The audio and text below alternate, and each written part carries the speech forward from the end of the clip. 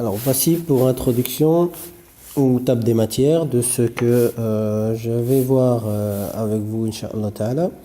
Donc nous verrons tout d'abord le lien entre le culte et le noble caractère, donc c'est-à-dire à quoi ça sert de prier, à quoi ça sert de jeûner, à quoi ça sert de donner la zakat, à quoi ça sert le hajj. Donc nous verrons que les actes cultuels ne sont pas des actes vides de sens, qu'elles ont au contraire un sens bénéfique dans notre vie. Ensuite, on verra les causes de la bassesse et ce qui nuit à notre foi, ce qui fait en sorte que notre foi régresse.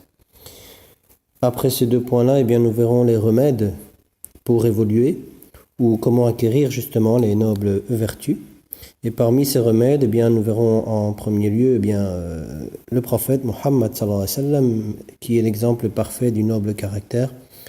Nous verrons comment est-ce qu'il se comportait dans différentes situations. Nous verrons aussi comment est-ce qu'il portait ses valeurs, ses vertus, comment est-ce qu'il les vivait au quotidien. Ensuite, nous verrons le deuxième remède qui est la fitra, ou le retour vers notre bonne nature, vers la nature innée mais bonne, pour reconstruire notre personnalité, notre identité sur des bases saines.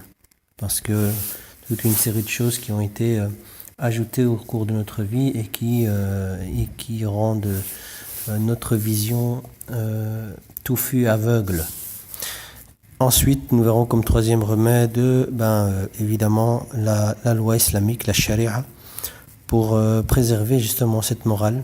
On en a besoin, c'est essentiel, et pour édifier non pas uniquement notre personne, mais édifier aussi une société saine. Donc un milieu sain dans lequel on va pouvoir évoluer et faire évoluer des individus qui recherchent à faire grandir cette personnalité saine et toutes ses qualités, Inch'Allah Ta'ala.